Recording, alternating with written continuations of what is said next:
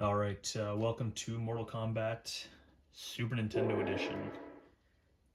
This video is just going to go through the fatalities quickly, the finishing moves, and then at the end I'll give a quick review on my thoughts of this game.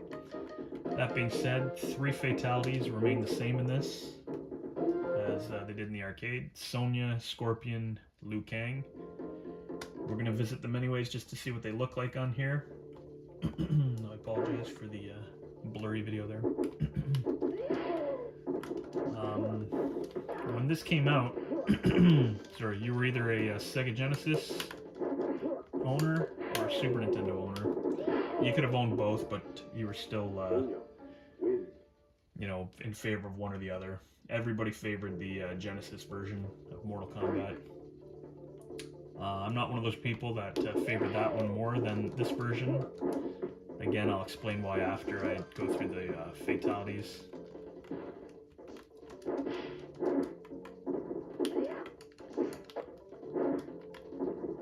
This game doesn't play as bad as I remember. I mean, SubZero is being extremely cheap right now.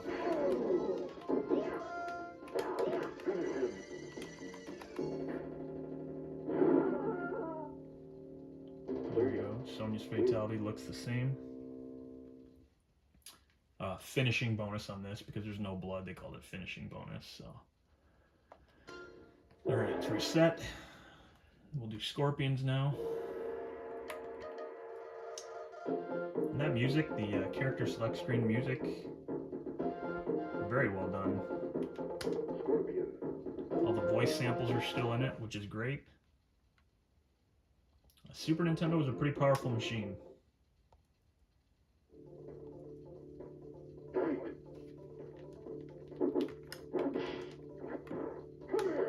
The controller isn't overly responsive, but I mean, it's really not that bad though. So yeah, I'll give a quick review after of the game itself. Pros and cons I'll give after. I will say though, me and my buddy, when this game first came out, we had a great time playing it. We had no problem getting used to the controls.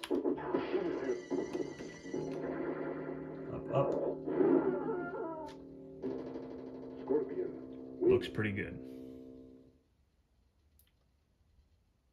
You don't hear him say flawless victory, not a big deal. And Liu Kang.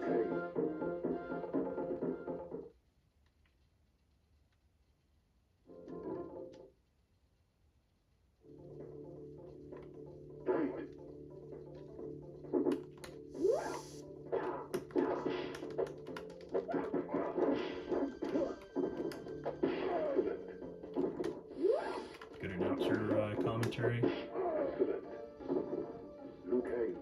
Liu Kang.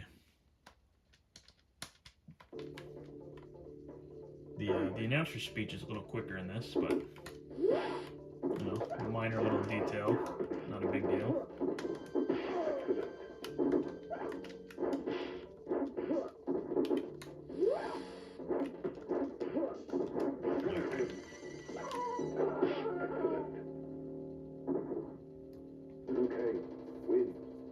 The exact same as the arcade.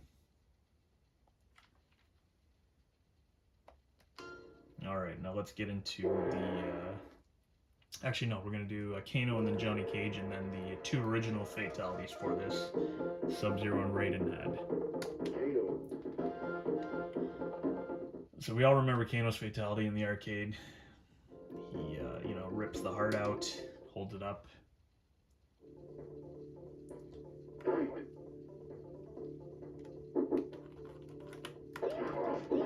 Pulling off his cannonball move is a little difficult there.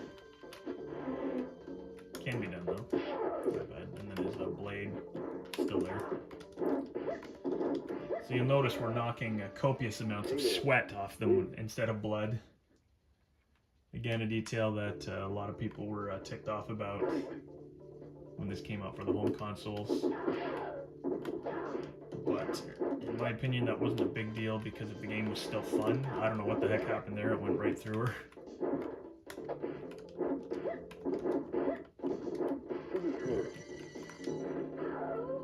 reaches in, pulls out dirty fingers.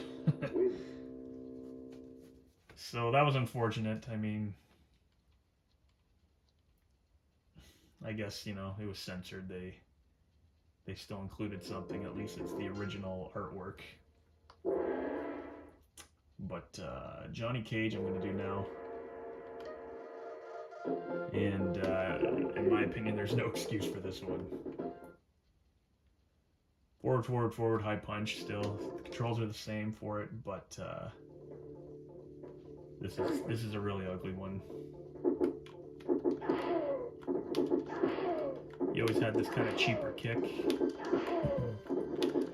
But you can see the, you know, a lot of the animation's still there. They retained it for the Super Nintendo version. And for the voice clips alone, I mean, some people might find it's better than the Genesis. Mind you, the Genesis had unique music. I really liked the music in those games. And everything on the Genesis I found.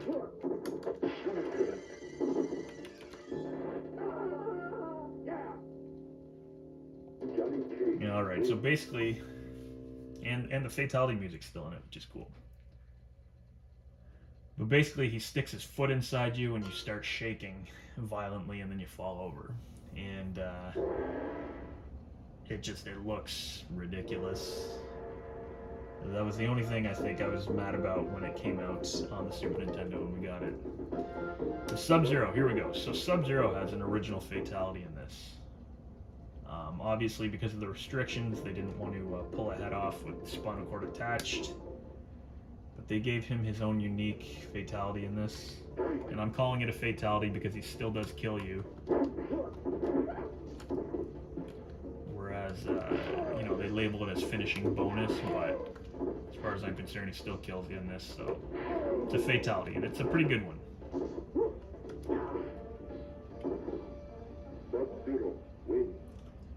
So good, in fact, they use it in part 2, in a sense, in the arcade version.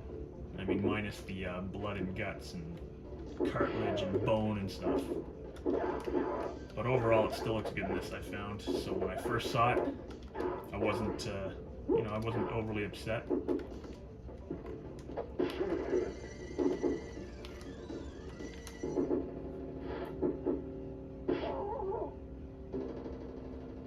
There we go. It was completely original. They made it specifically for this version. And that being said, I don't mind it. I think it's pretty cool. And it's the exact same for Raiden. And Raiden's fatality on the arcade. We all know that he, you know, electrocutes you. And your head explodes and blood is everywhere. In this one, well, let's see it and then I can talk about it briefly after. And for those of you who remember, you know exactly what I'm talking about. Voice clips on his honey marmalade still there. That's cool. I call it honey marmalade because that's what I hear.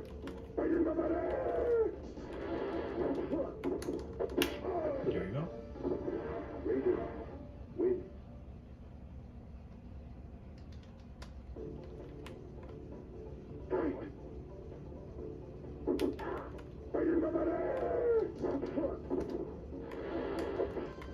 And the controls to do the fatalities in this are all the same too.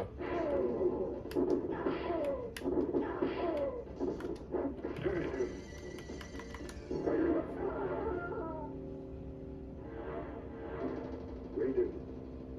So there you have it. All 7 finishing moves from Mortal Kombat on the Super Nintendo. Now I'm going to briefly just give my pros and cons in regards to this one and why I did not mind this version at all. So when I was, I had to have been 13 when this came out. It came out in '93 for all the home consoles, Game Boy, Game Gear, Super Nintendo, and Genesis. Genesis fans preferred that version. They used to brag and throw it in our faces that Super Nintendo didn't have blood. And then I guess the only defense for the Super Nintendo owners was that it looked better and sounded more arcade authentic, and the voice clips were in there. And basically that was the argument. So I only had a Super Nintendo and a Game Boy growing up for when this came out. The Genesis version did come out at the same time. I didn't have a Genesis, but I ended up having a Genesis later on in life. And I never really played around with that version of Mortal Kombat. But the pros in this one, again, the voice samples and the graphics. A lot of people complain about the input lag. And yes, there is input lag, but when you were young, you adapt to it within 2-3 matches, and you're used to it already. For that reason alone, I didn't mind it at all. I got used to it. Me and my friends had epic battles, and we had fun. And so, at the end of the day, that's what it was all about. Pros and cons of the Genesis version. I'll get into that when I review that in a later video. The only gripe I had about this one is it was extremely difficult, in my opinion.